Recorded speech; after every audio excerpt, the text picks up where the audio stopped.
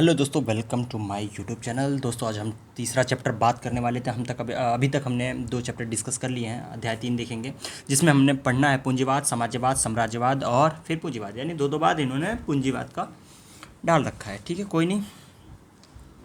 अब देखते हैं, सीधे टॉपिक पे आते हैं। ठीक है, एक लाइन ये है, पूंजीवाद राजनीतिक व्यवस्था में प्रभावी आर्थिक सत्ता का वैचारिक दर्शन है। मार्क्स के अनुसार पूंजीवाद की 3 विशेषताएं हैं। अब याद रखिएगा, मार्क्स के अनुसार पूंजीवाद की कितनी विशेषताएं हैं? 3।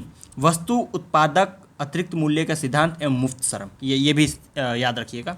मार्क्सवाद के अनुसार पूंजीवाद के कितने विशेषताएं हैं? 3 हैं। और वो कौन कौन से हैं? वस्तु उत्पादन और अतिरिक्त मूल्य के सिद्धांत एवं मुक्त श्रम। ठीक है, और थोड़ा सा एक बार ये थोड़ा पढ़ लीजिएगा, पूंजीवाद, साम्राज्यवाद और क्योंकि वीडियो काफ़ी बड़ी हो जाएगी और इस समय एग्ज़ाम चल रहा है तो समझाने का कोई ज़्यादा फ़ायदा है नहीं। तो सीधे पॉइंट पे देखते हैं। आर एच टोनी की एक पुस्तक थी, दी एक्वेस्टिव सोसाइटी, 1921 में लोकतांत्रिक साम्राज्य का विस्तार के रूप में प्रतिपादित किया था।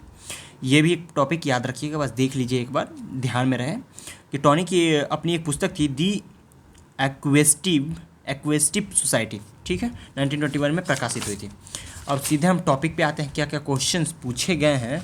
2017-18 में पूछा गया है ये क्वेश्चन DDU यूनिवर्सिटी में। ठीक है, अब थोड़ा वीडियो को हम कर लेते हैं जूम, और जिन भाई बहन और आंटी अंकल को वीडियो थोड़ा वो कर रहा है वो 480p पे वीडियो को देख सकते हैं अगर क्वालिटी थोड़ी कम आ रही है तो। निम्नलिखित में से किसने समाजवाद को एक गिरगिट की तरह माना जो परिस्थितियों के अनुकूल अपना रंग बदलता है? तो वह है रैमजे मेयोर ने समाजवाद को एक गिरगिट की तरह माना है जो परिस्थिति के अनुकूल अपना रंग बदलता है। किसने माना है? रैमजे मेयोर ने। ठीक है, क्वेश्चन नंबर 32 देखते हैं। क्वेश्चन नंबर 32 क्या कहता है? यूटोपिया की रचना किसने की है? यूटोपिया की रचना की है सर टॉमस मूर। यूटोपिया की रचना की सर टॉमस। 2020 में भी क्वेश्चन पूछा गया है तो इसमें ध्यान रखिएगा। ठीक है, 2020 में पूछा गया है, यूटोपिया की रचना किसने की है? सर टॉमस मूर ने। अब आगे का क्वेश्चन देखते हैं। आगे का क्वेश्चन है यहाँ पे, वैज्ञानिक समाजवाद का जनक किसे माना जाता है? वैज्ञानिक समाजवाद का जनक किसे माना जाता है? कार्ल मार्क्स को। जो मैं पढ़ा रहा हूँ वो तो पढ़ना ही है, उसके बाद आपको एक्स्ट्रा पढ़ने का मन करे तो पढ़ सकते हैं। ठीक है, लेकिन जो पढ़ा रहा हूँ उससे बिल्कुल नहीं स्किप करना है, आपको वो पढ़ना है। वैज्ञानिक समाजवाद का जनक किसे माना जाता है? कार्ल मार्क्स को। वैज्ञानिक समाजवाद का जनक किसे माना जाता है? कार्ल मार्क्स को। वैज्ञानिक समाजवाद का जनक किसे माना जाता है? कार्ल मार्क्स को। केवल देखिए मत, दिमाग में इस चीज़ को बोलते रहिए अगर मुँह से नहीं बोल सकते तो। ठीक है, 2019 में DDU यूनिवर्सिटी में किसने कहा कि साम्राज्यवाद पूंजीवाद का अंतिम मंजिल है? लेनिन ने कहा है। किसने कहा है? लेनिन ने कहा है। किसने कहा कि साम्राज्यवाद पूंजीवाद का अंतिम मंजिल है? लेनिन ने कहा है साम्राज्यवाद पूंजीवाद का अंतिम मंजिल है। ठीक है, तो ये भी क्वेश्चन देख लीजिएगा। अब आते हैं क्वेश्चन नंबर यहाँ पे, किसने कहा कि किसने साम्राज्यवाद पूंजीवाद का अंतिम व्यवस्था है? देखिए किसने कहा है? लेनिन। तो घबराना नहीं, अंतिम मंजिल पूछे या अंतिम व्यवस्था है? अंतिम अवस्था है साम्राज्य। किसने कहा है? लेनिन ने। ठीक है, देखिए 2017, 18, 19 में सिद्धार्थ यूनिवर्सिटी में, DDU यूनिवर्सिटी में भी पूछ रखा है। ठीक है, तो ये इंपॉर्टेंट हो जाते हैं क्वेश्चंस, हर किसी ना किसी यूनिवर्सिटी में दूसरी तीसरी बार रिपीट होते रहते हैं। तो सिद्धार्थ यूनिवर्सिटी वाले भी इसको स्किप नहीं करेंगे। जैसे कि ये देखो 2000 DDU में पूछ रखा है, तो ऐसा नहीं कि सिद्धार्थ में नहीं पूछेगा, एकदम पूछ सकता है, एग्जामिनर का दिमाग एकदम। ये इंपॉर्टेंट क्वेश्चन हो जाते हैं।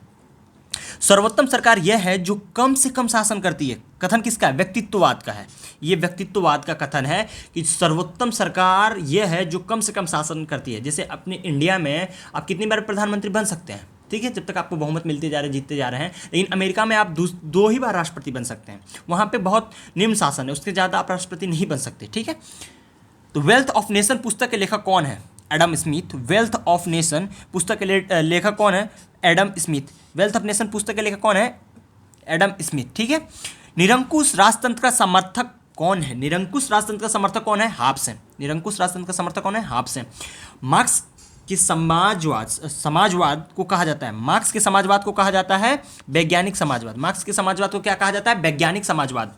निर्भरता सिद्धांत को किसने प्रतिपादित किया है? निर्भरता सिद्धांत को किसने प्रतिपादित किया है? 9 मार्क्सवादी ने। 9 मार्क्सवादी ने निर्भरता सिद्धांत को किसने प्रतिपादित किया है? 9 मार्क्सवादी ने। ठीक है, क्वेश्चन नंबर देखते हैं यहाँ पे, आर्थिक कार्य की स्वतंत्रता होती है। आर्थिक कार्य की स्वतंत्रता क्या होती है? व्यक्तिवाद में। आर्थिक कार्य की स्वतंत्रता कितने होते हैं? व्यक्तिवाद में। कौन सी विचारधारा वर्ग संघर्ष को जन्म देती है? कौन सी विचारधारा वर्ग संघर्ष को जन्म देती है? मार्क्सवाद विचारधारा वर्ग संघर्ष को जन्म देती है। किसने कहा आर्थिक समानता के अभाव में राजनीतिक स्वतंत्रता केवल भ्रम है? किसने कहा है कि आर्थिक समानता के अभाव में राजनीतिक स्वतंत्रता केवल भ्रम है? GDH कोल ने कहा है कि आर्थिक समानता के अभाव में राजनीतिक स्वतंत्रता केवल भ्रम है। मैं 2-3 बार इसलिए रिपीट कर रहा हूँ क्योंकि आपके दिमाग में ये चीज़ें घूमें। जब आपको क्वेश्चंस दिखे ना एग्जाम टाइम में तो आप घबराए नहीं, कहीं देखिए हाँ कहीं तो पढ़ा है, इसका आंसर ये हो सकता है, तो 2-3 बार आप पढ़िएगा, आपको आंसर दिखने लगेगा। इसलिए दिमाग में रखिए इस चीज़ को। वैज्ञानिक समाजवाद का जनक किसे माना जाता है? तो मार्क्स को वैज्ञानिक समाजवाद का जनक माना जाता है। ठीक है। किसने मार्क्सवाद के अस्तित्व में संबंध करने की कोशिश की है? किसने मार्क्सवाद के अस्तित्व में संबंध करने की कोशिश की है? ग्रामसी ने। ठीक है। एक देश में समाजवाद यह नारा किससे संबंधित है? एक देश में समाजवाद यह नारा किससे संबंधित है? लेनिन से। यह नारा किससे संबंधित है? लेनिन से। एक देश में समाजवाद यह नारा किससे संबंधित है? लेनिन से। मार्क्स के अनुसार ऐतिहासिक परिवर्तन होते हैं। मार्क्स के अनुसार ऐतिहासिक परिवर्तन होते हैं द्वंद्वात्मक के नियम से। मार्क्स के अनुसार ऐतिहासिक परिवर्तन। नेक्स्ट क्वेश्चन देखते हैं। नए समाज रूपी शिशु को गर्भ में धारण करने वाली हर पुरानी व्यवस्था के लिए शक्ति एक दायी है। यह किसका कथन है? कार्ल मार्क्स के है। कार्ल मार्क्स का कथन है कि नए समाज रूपी शिशु को गर्भ के धारण करने वाली हर पुरानी व्यवस्था के लिए शक्ति एक दायी है। यह किसका कथन है? यह कथन है कार्ल मार्क्स का। निम्नलिखित में किसका कथन है? अब तक के समाज का इतिहास वर्ग संघर्ष का इतिहास है। मार्क्स का। अब तक के समाज का इतिहास वर्ग संघर्ष का इतिहास है। कथन किसका है? मार्क्स का। कार्ल मार्क्स के अनुसार उसके पहले का सारा समाजवादी चिंतन क्या है? काल्पनिक। कार्ल मार्क्स के अनुसार उसके पहले का सारा सामाजिक चिंतन क्या है? काल्पनिक। निम्नलिखित में से कौन सा गांधी के स्वराज की अवधारणा है? योग्य व्यक्तियों का शासन। योग्य व्यक्तियों का शासन गांधी के स्वराज की अवधारणा है। मार्क्स के अनुसार समाज में कितने वर्ग होते हैं? 2। मार्क्स के अनुसार समाज में कितने वर्ग होते हैं? 2। स्टैंड एंड रेवोल्यूशन नामक पुस्तक लिखी है किसने? स्टैंड एंड रेवोल्यूशन नामक पुस्तक किसने लिखी है? लेनिन। निम्नलिखित में से कौन स्वप्नलोकीय समाजवादी नहीं है? मार्क्स जो है स्वप्नलोकीय समाजवादी नहीं है। विकासवादी समाजवाद का प्रकाश नहीं है।